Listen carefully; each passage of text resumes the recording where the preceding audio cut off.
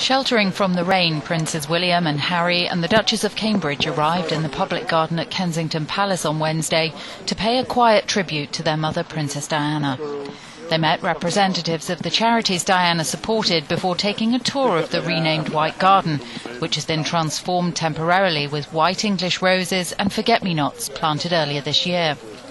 The gathering follows weeks of renewed interest in Diana ahead of the 20th anniversary of her death on Thursday.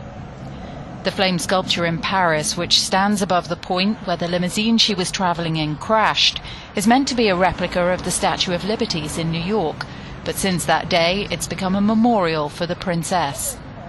The Alma Tunnel in Paris still bears the marks of the tragic episode which shook the world, with thousands of visiting tourists leaving poetic messages in her honour. The streets of Pakistan's port city of Karachi have been submerged by heavy downpours that began early on Thursday. Some people say they're fed up and frustrated with authorities for not taking better preventative action. The authorities are not bothered. Thunderstorm predictions were made 4 days ago. Karachi's mayor should have taken action. They take so much money to fix these things, but there's no improvement.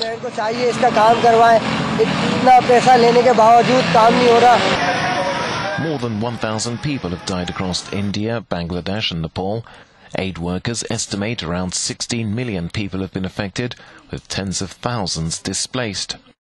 In Bangladesh, where at least 134 people have died, more than 10,000 hectares of farmland are estimated to have been wiped out, leaving farmers with nothing.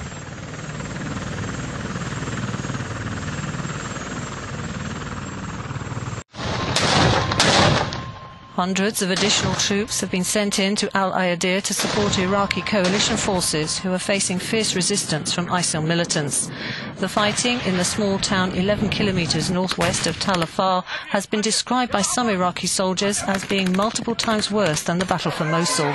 Peshmerga forces in the area say around 150 so-called Islamic State members and their families have surrendered themselves.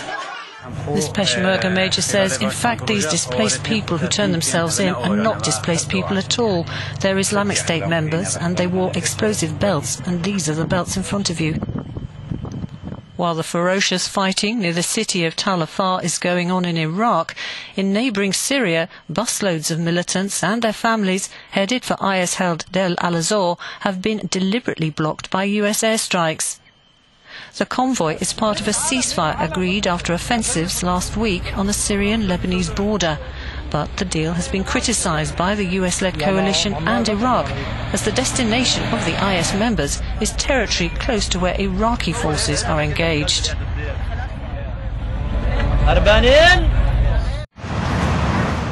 In Brazil, a pile-up involving at least 36 vehicles has left 2 people dead and a dozen injured.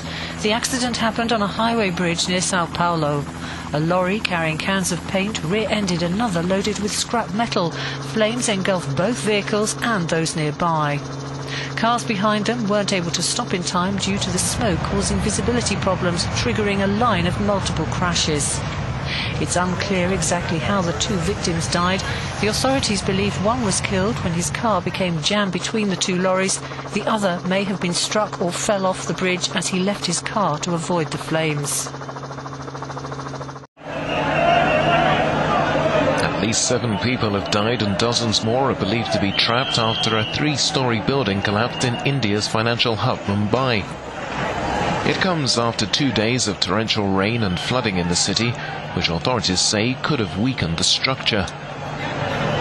8 survivors have been pulled from the rubble and rescue efforts are continuing. The building is located in Mumbai's Dongri neighbourhood, an area full of narrow streets and closely packed buildings, some nearly a century old. Poor construction is often blamed for similar incidents to this. Last month, 17 people were killed when a 4-story building collapsed in an eastern suburb of the city. Nearly a month's average rainfall fell on Mumbai on Tuesday.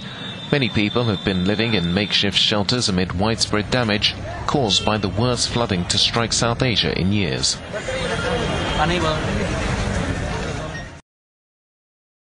With polls suggesting his popularity on a national level is in freefall, Emmanuel Macron has outlined plans he hopes will make France a great power on the international stage. In his first major interview, the French president told weekly news magazine Le Point that he wanted Europe to be a continent of equal power to the US and China.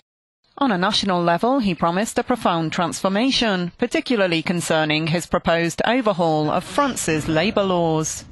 But the plan to loosen regulations and boost the economy has been hotly contested by trade unions and left-wing parties alike, which say workers' rights would be all but abolished. While outwardly life at the Élysée Palace appears calm, turbulent times could lie ahead, with France's Employers' Federation predicting the labour reform will make or break Macron's presidency.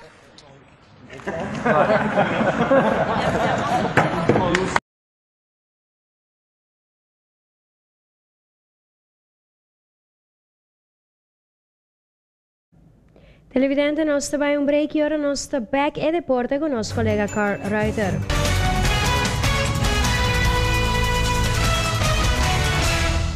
Com mais de uma década de informação